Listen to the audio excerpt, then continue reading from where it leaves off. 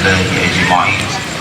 اللهم صل على نور الأنوار سر الأسرار وذريات الأغيار ومفتاح باب اليسار سيدنا ومولانا محمد المختار وآله الأطهار وأصحابه الأخيار عدد نعم الله وإفضاله.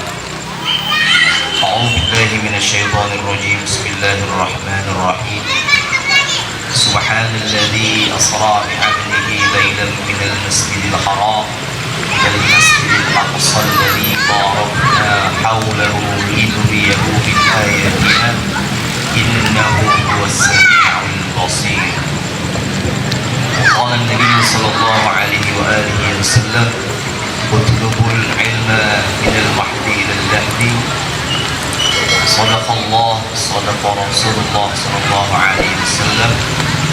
اطلبوا العلم فريضة على كل مسلم ومسلمة.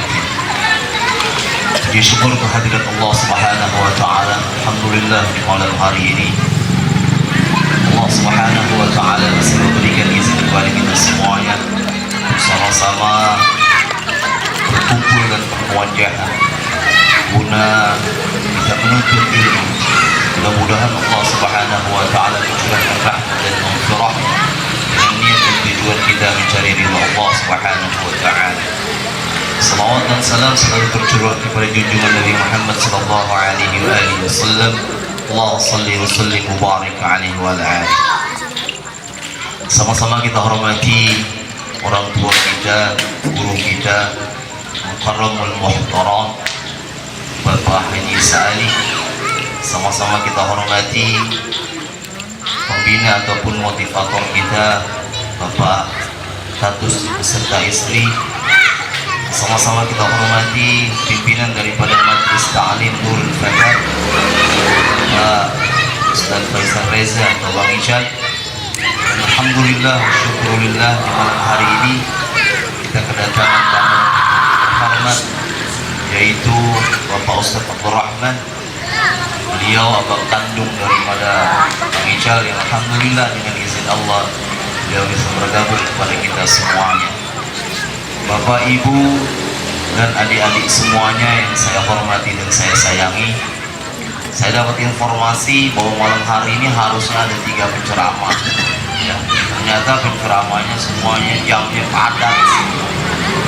Ya, panggilan di mana-mana malu. Isra Mi'raj itu panggilannya padat kemana-mana. 3 penceramah sekaligus. Pada hadir. Allah karim. Kedua, saya juga puji syukur, alhamdulillah terkaget juga kok bikinnya di luar ini nih, ya kan? Harusnya kan kita biasa di dalam ngumpet gitu, ya Ibu. Kita biasa ngumpet, enakan ngumpet. Nah terus dibikin di luar. Saya bilang, mudah-mudahan kalau memang Allah mengizinkan malam hari ini nggak turun hujan kita di luar, ternyata nggak. Alhamdulillah. Ya, semua segala sesuatu ridho dan kuasa dari Allah Subhanahu wa taala. Karena kenapa? Insan bitadbirullah bitakbir. Kita cuma bisa merencana, Allah yang menentukan. Jadi dengan izin Allah mudah-mudahan dengan niat kita syiar agama Allah ya, dan selalu mengumandangkan, melafazkan dan membiasakan sholawat kepada Rasulullah sallallahu alaihi wasallam guna mensyiarkan. Ya mudah-mudahan kampung Ciganjur ini diberikan keberkahan oleh Allah Subhanahu wa taala, khususnya dan umumnya buat negeri kita Indonesia dan juga seluruh dunia.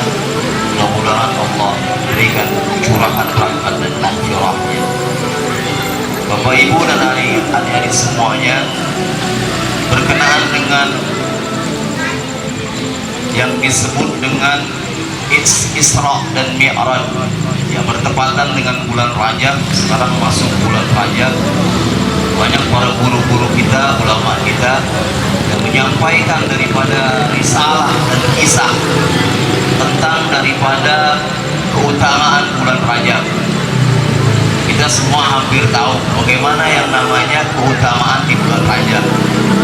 Hadis Rasulullah pun jelas yang menyarankan kita untuk disunahkan melaksanakan puasa, bersedekah, dan juga kebaikan, meningkatkan bentuk prestasi dan semangat perjuangan di dalam berlomba-lomba untuk kebaikan.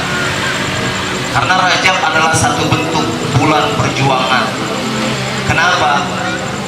Dikisahkan ketika beberapa ulama mengatakan banyak sekali kaidah yang terdapat di dalam bulan Rajab, terutama peristiwa yang sangat-sangat istimewa. Kita semua sama-sama tahu di mana itu letaknya. Ketika Rasulullah SAW di-Isra dan Mi'rajkan oleh Allah Subhanahu wa taala. Bisababiahnya, ketika di-Isra dan Mi'rajkan, Rasulullah SAW ditimpa dengan bentuk musibah dan kesedihan. Makanya sejarahnya saat itu ada disebut dengan kalimat Amul Husni. Amul Husni, tahun kesedihan. Kenapa disebut dengan tahun kesedihan? Karena pertama, saat itu istri tercinta daripada Rasulullah SAW, yaitu siapa? Mau tahu? Apa namanya? Wi, siapa Wi? Namanya Wi? Istri Nabi siapa Wi? Ayo Wi, siapa Wi? Suaranya kemana? Hah? Siapa Wi? Ah? Aminah. Ya. Salah. Ya. Aminah itu siapa? Ibu. Ibundanya Rasulullah. Ya. Istri tercinta Rasulullah adalah Siti Khadijah, istri yang sangat disayangi. Saat itu beliau meninggal dunia, kemudian disusul dengan pamannya Nabi. Siapa paman Nabi? Ika, handphone aja. Paman Nabi siapa? Paman Nabi siapa namanya? Cacing aja diurusin. Ke level berapa emang? Cacing aja tadi diurusin. Siapa paman Nabi? Abu Thalib. Ya. Jadi paman Nabi Abu Thalib, yang pertama istrinya Nabi Siti Khadijah, yang kedua pamannya Nabi Abu Thalib, orang yang paling disayang oleh Rasulullah, ya, orang-orang yang paling dekat, yang sangat dikasih oleh Rasulullah SAW, meninggal. Nah, makanya saat itu Allah Subhanahu wa taala memberikan satu bentuk garansi reward, istilahnya ya, ataupun satu bentuk kegembiraan ketika diperintahkan kepada malaikat Jibril, Ruhul Kudus, mengabarkan berita bahwa Rasulullah SAW akan di-Isra dan Mi'rajkan. Itu peristiwa yang sangat-sangat besar sekali, ya, dari mulai Masjidil Haram hingga Masjidil Aqsa. Kemudian naik ke langit yang ketujuh, terus sampai kepada Sidratul Muntaha, di mana di situ bersemayamnya Arsy. Kita sama-sama tahu, pernah saya kisahkan, ketika Rasulullah SAW itu memilih dan mendapatkan mimbar di sebelah kirinya Allah Azza wa Jalla. Kenapa seperti itu? Itu kisahnya saya pernah sampaikan. Ya. Nah, ketika Isra dan Mi'raj itu diberikan ataupun dijalankan oleh Rasulullah SAW, nah makanya pulang bawa oleh-oleh, dan kita semua mendapatkan oleh-oleh itu. Apa yang tahu? Siapa tahu oleh-oleh? Bi, Bang Bi. Oleh-olehnya Bang Bi. Apa oleh-oleh yang dibawa pulang oleh Rasulullah? Itu dia. Ya. Jadi sejarah itu jangan kita lupakan. Jangan kita lupakan sejarah. Kenapa? Karena bentuk sejarah itu yang akan selalu mengingat kita dalam perjalanan hidup kita. dari mulai 50 waktu hingga kita dapat melaksanakan 5 waktu. Ya, itu dia.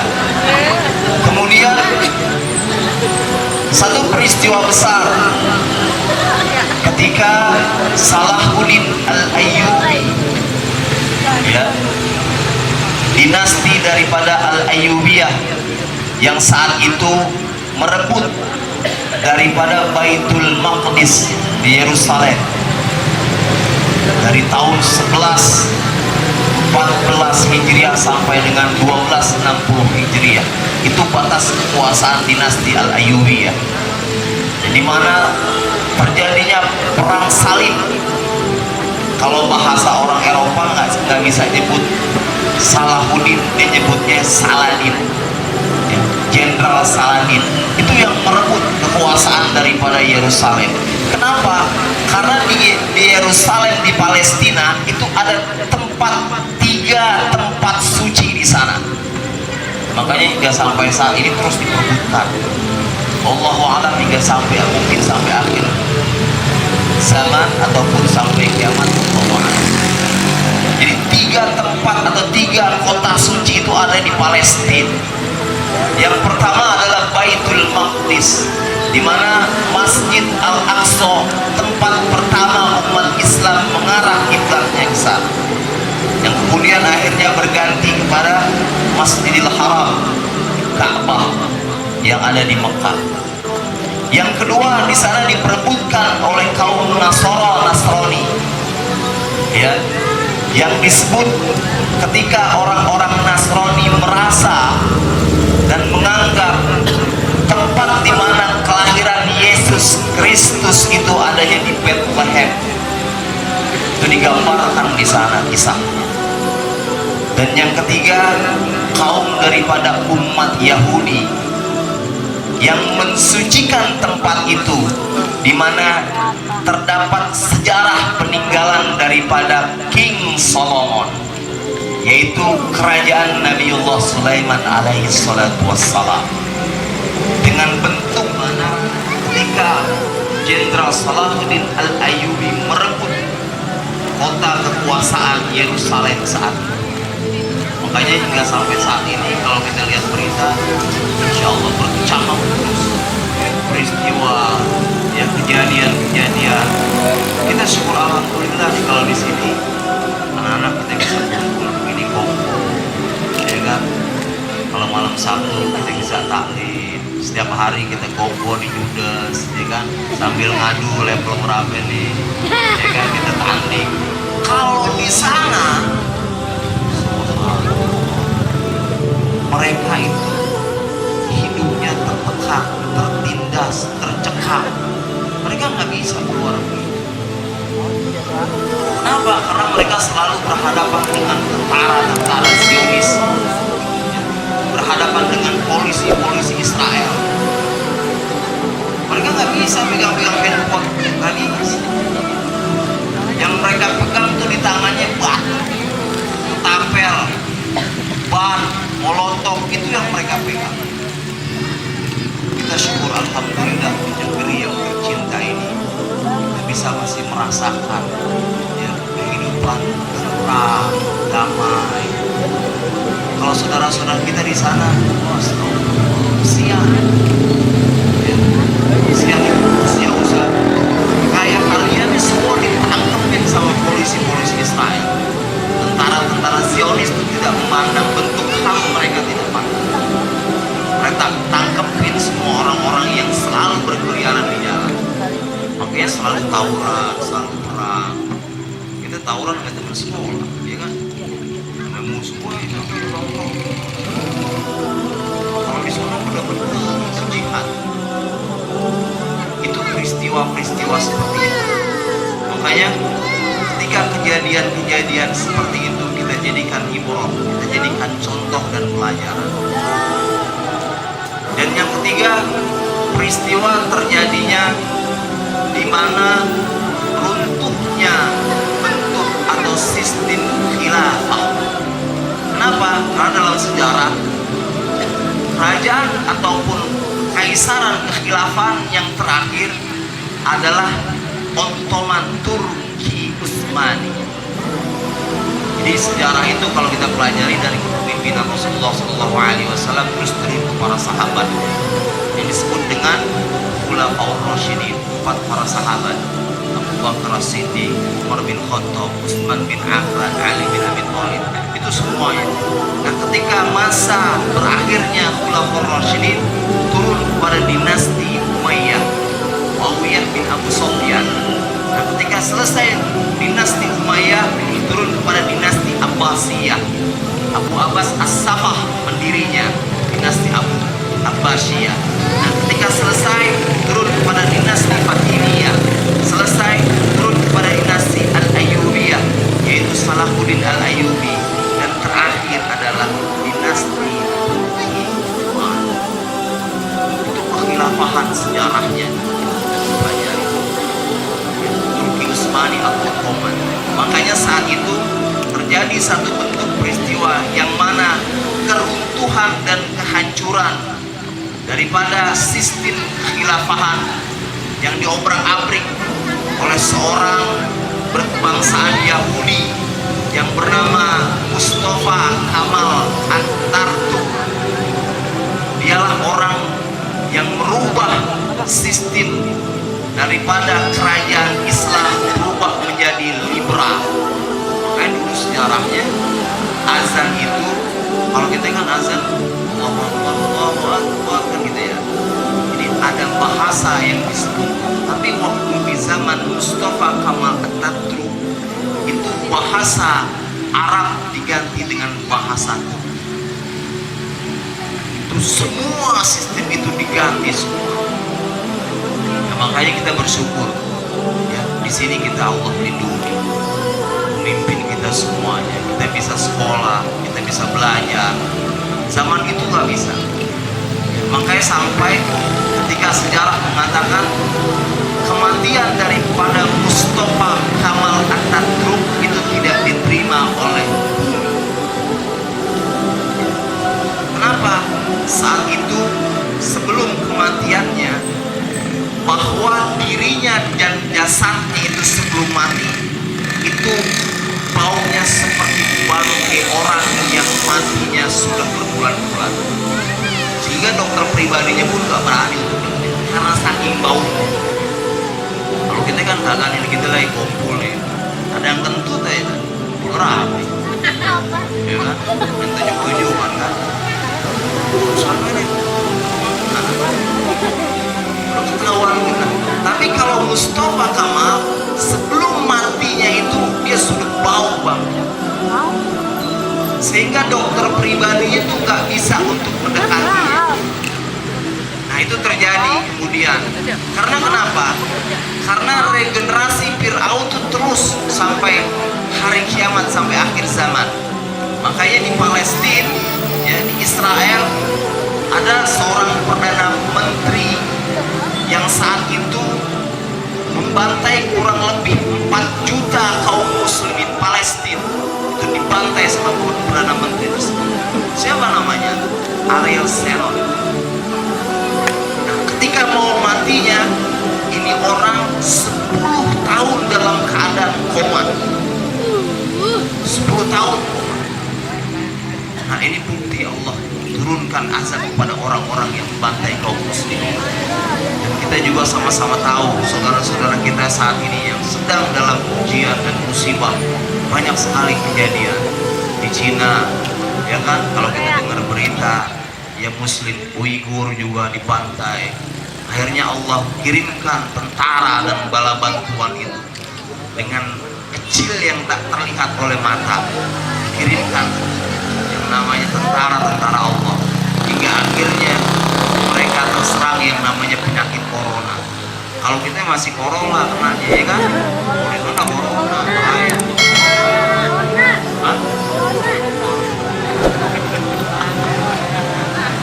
Ya kan? Alhamdulillah. Terus berita lagi kita dengar di India, saudara-saudara kita dibantai. Kenapa? Cuman karena perselisihan di Islam, di umat Islam, bahwa menyembelih yang namanya sapi itu merupakan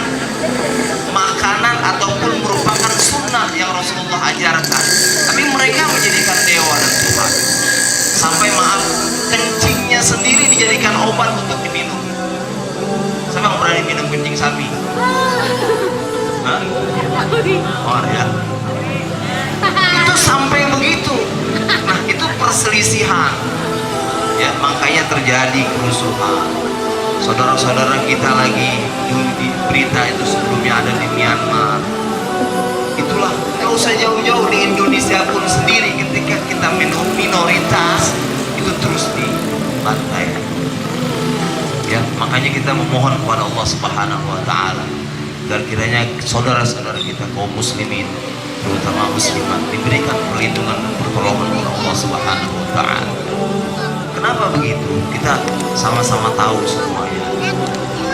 Mulai saat ini bentuk bulan Rajab, bulan perjuangan, spirit dan semangat perjuangan kita sebagai generasi, ya, kita tanamkan, pelajari Islam. Jangan sampai kita hilang yang namanya bentuk keimanan kita sampai akhir hayat kita, terus kita tanamkan. Kenapa seperti itu? Kita selalu baca yang namanya bentuk bacaan sholawat, riwayat Nabi, kita baca Ratibul Haddad, Ratibul Atos. Di dalam Ratibul Haddad itu disampaikan satu bentuk doa, ya Dzal Jalali wal Ikram, amitna ala dinil Islam. Ya Allah, zat yang segala-galanya, minta dimatikan kita dalam keadaan Islam. Makanya tanamkan diri kita. Selagi kita masih hidup, jangan sampai lepas yang namanya keimanan, jangan sampai lepas yang namanya keislaman. Biarpun susah, biarpun kita nggak makan, tapi bentuk iman dan Islam kita jangan sampai lepaskan dari sanubari. Selalu dipesankan oleh guru-guru kita semuanya. Kenapa? Karena kalau di dunia kita masih hidup, itu Allah akan jamin rezeki kita. Selagi nyawa kita masih ada, nafas kita masih ada, itu rezeki tetap Allah jamin. Sampai orang yang ketika sakaratul maut, yang ketika mau menutup mata, mau meninggal, ternyata dia masih ada tuh rezeki seteguk air, dia mesti minum dulu. Dia mesti minum dulu, baru dia bisa meninggal. Terus sampai Allah jamin seperti itu. Tapi bagaimana kalau misalkan ketika kita di akhirat nanti kita nggak punya keimanan, ya kan? Itu nggak ada yang bisa nolong kita, saudara kita, orang tua kita, teman-teman kita nggak ada yang bisa nolong. Makanya kita mohon, alhamdulillah dengan ukhuwah Islamiyah seperti ini, kita mohon kepada Allah nanti satu saat, ya, ketika kita nutup mata kita akan ingat, oh saya punya teman di Majelis Nurul Fatah, ya kan? Kita punya sahib, kita punya sahabat. Kita doakan teman-teman kita, kita doakan sahabat-sahabat kita yang biasa kumpul, kita fatihahkan. Itu manfaatnya kita bergaul, ya, kita bersilaturahim, berteman kepada orang-orang baik. Mudah-mudahan Allah Subhanahu Wa Taala selalu memperkokoh ukhuwah Islamiyah kita semuanya. Ya, mohon maaf kiranya apabila kurang berkenan, nanti akan disambung oleh motivator kita Bapak Tatus. Ya, sederhana sedikit, mudah-mudahan bermanfaat. Billahi taufiq wal hidayah. Assalamualaikum warahmatullahi wabarakatuh.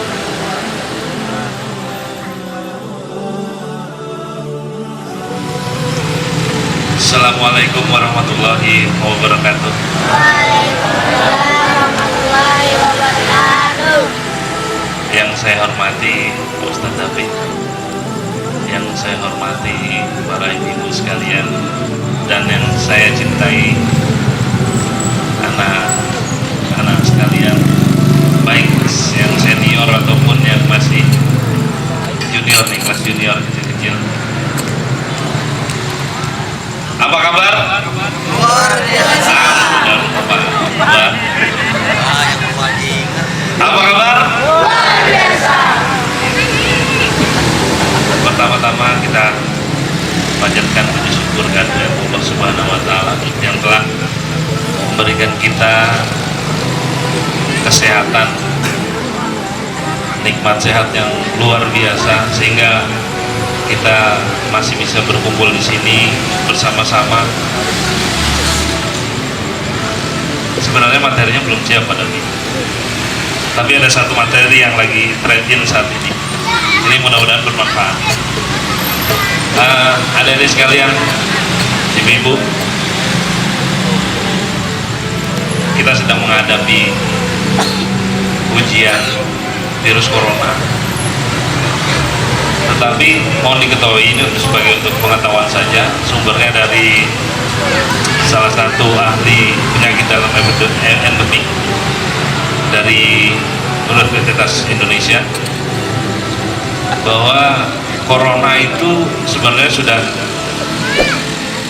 ada, sudah kita sering merasakan. Corona itu adalah flu, cuman flu-nya itu ada tahap-tahapannya, mulai dari flu yang ringan yang sering kita alami, sering bersin segala macam. Corona ini adalah yang paling berat. Jadi sebenarnya corona itu flu biasa yang kita sering alami itu, perubahan cuaca, terus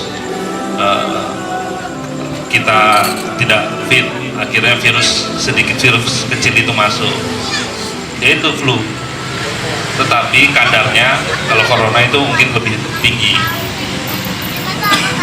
MERS, terus flu burung, nah itu corona juga, itu salah satu spesifiknya flu. Nah, corona ini yang terbelah. Tapi tidak usah khawatir, selama kita menjaga sholat,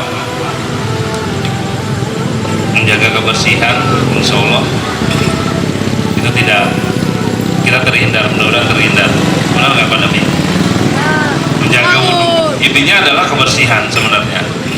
Adik-adik sekalian mungkin sering memegang uang, itu banyak sekali virusnya. Pindah tangan uang, apalagi yang udah kucel, yang udah bulek gitu, nah itu virusnya itu banyak sekali. Setelah itu salaman, terus dari luar kalau bisa kita cuci tangan pakai sabun. Kenapa kok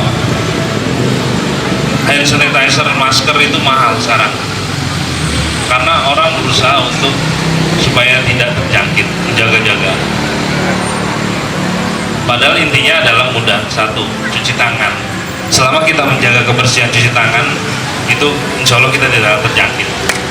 Kebersihannya dari situ saja, cuci tangan saja. Baik mau makan, sebenarnya sepele, tapi efeknya luar biasa. Cuci tangan menggunakan sabun,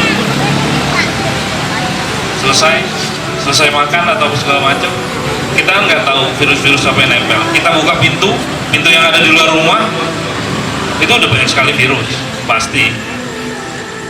Cuci tangan, selesai bersih, insya Allah tidak ada. Selain menjaga wudhu, bersih, insya Allah. Itu saja Pak David, mungkin itu saja.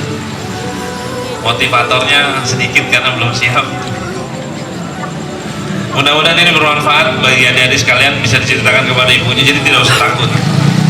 Itu flu biasa. Ada yang lebih penting lagi, kalau tingkat penyakit corona ini tingkat kematiannya 2-3%. Tetapi ada yang lebih fatal lagi, yaitu demam berdarah. Sebenarnya yang lebih fatal itu demam berdarah, bukan corona. Demam berdarah, orang yang terjangkit itu 90% akan menyebabkan tingkat kematian yang tinggi. 90%. Ini baru corona. Dari semua yang terjangkit 9.000 sekian, itu hanya baru 300 orang. Jadi tingkat kematiannya 2 sampai dengan 3%. Demam berdarah ini yang lebih parah.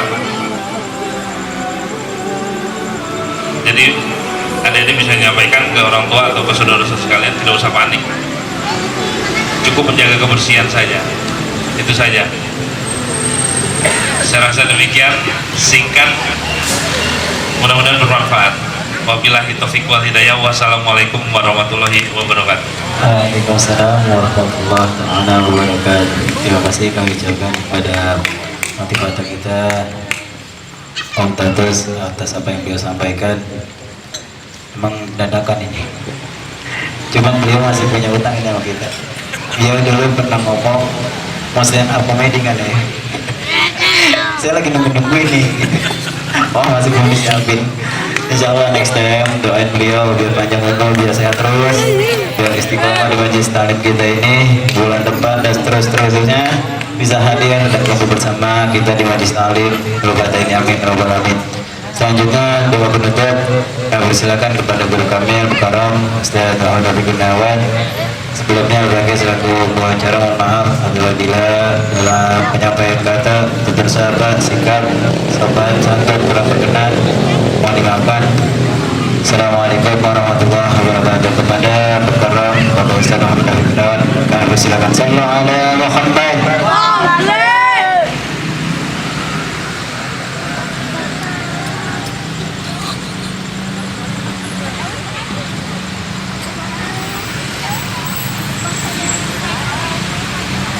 Mari kita sama-sama baca Fatihah. Kemudian mudah-mudahan dari salatul Fatihah ini bila khusus untuk keluarga kita yang berbulan rahmat Allah. Mudah-mudahan Allah Subhanahu wa taala mengampuni segala dosanya, menerima segala amal ibadahnya. Dan juga Fatihah ini kita tujukan buat keluarga kita, saudara-saudara kita yang sedang sakit, yang sedang tertimpa musibah. Mudah-mudahan Allah akan penyakitnya Allah berikan, tambahkan kesabaran dan juga ketabahan pada yang sedang diberikan musibah dan ujian. Dan kita yang hadir di sini kita memohon kepada Allah Subhanahu wa taala yang lagi sekolah, yang lagi kerja, dan segala bentuk hajat yang ada pada diri kita kita ajukan kepada Allah Subhanahu wa taala. Mudah-mudahan Allah Subhanahu wa taala menjawab segala hajat dan doa kita semuanya. Diberikan petunjuk bimbingan dan perlindungannya, diberikan keberkahan, dan juga memohon kepada Allah kiranya nanti jika kita tutup mata kita minta kepada Allah Subhanahu wa taala agar dimatikan dengan keadaan husnul khatimah. Fatihah ila hadratin Nabi Mustafa Muhammad sallallahu alaihi wasallam, sahabat Rasulullah Abu Bakar wa Utsman wa Ali radhiyallahu anhum wa azwajihi wa dhurriyyatihi wa ahli baitihi wa ansarihi. ثم إلى روحي جميع القلوب والمسلمين والمسلمات ومن المؤمنين الأحياء منهم والأموات. ثم إلى روحي في آل المسلمين والمجاهدين وجميع ضعفك الأمور والمرحومين برحمتك يا أرحم الراحمين. ثم إلى روحي لآبائنا وأمهاتنا وجدنا وجداتنا ولإخواننا وأستاذنا وتلاميذنا في الدين من اجتمعنا هنا بسببه ولأجله. الفاتحة. أعوذ بالله من الشيطان الرجيم. بسم الله الرحمن الرحيم. الحمد لله رب العالمين الرحمن الرحيم مالك يوم الدين إياك نعبد وإياك نستعين اهدنا الصراط المستقيم صراط الذين أنعمت عليهم غير المغضوب عليهم ولا الضالين. بسم الله الرحمن الرحيم. الحمد لله رب العالمين حمدا الشاكرين حمدا الداعمين حمدا يوفي نعمه ويكافئ مزيدا. يا ربنا ولنا لك الحمد ولك الشكر ما ينبغي لجلالك ويعظم سلطانك. اللهم صل على سيدنا محمد وعلى آل سيدنا محمد. طب القلوب ودوائها وصحة الأبدان وعافيتها ونور الأبصار وضيائها وقوت الأجساد وغذائها وعلى آله وصحبه وبارك وسلم. اللهم أعنا على ذكرك وشكرك وحسن عبادتك. اللهم اغفر للمسلمين والمسلمات والمؤمنين والمؤمنات الأحياء منهم والأموات. اللهم بحق الفاتحة وبسر الفاتحة وبكرامة الفاتحة وبمعجزة الفاتحة وبفضيلة الفاتحة يا كريم يا من يهديه والرحمن. اللهم إنا نسألك رضاك والجنة وما قرب إليها من قول وعمل ونية واعتقاد. ونعوذ بك من النار وما قرب إليها من قول وعمل ونية واعتقاد. رب اغفر لنا ولوالدينا وارحمنا وارحمهم كما ربونا صغارا. ربنا هب لنا من أزواجنا وذرياتنا قرة أعين واجعلنا للمتقين إماما. ربنا آتنا في الدنيا حسنة وفي الآخرة حسنة وقنا عذاب النار. صلى الله على سيدنا محمد النبي الأمي وعلى آله وصحبه وسلم بفضل سبحان ربك رب العزة عما يصفون وسلام على المرسلين والحمد لله رب العالمين. السلام عليكم ورحمة الله وبركاته. الله يا الله يا الله لنا بالقبول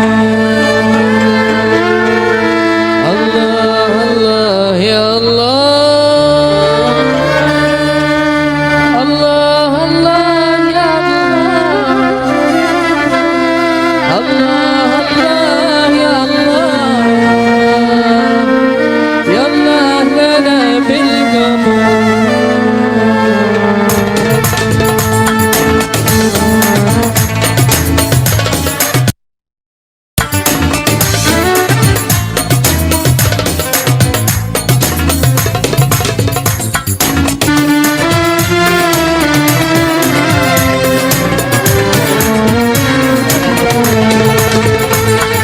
إمام أحمد بن عيسى فارس الأهل شرقان ثم المديح مقدام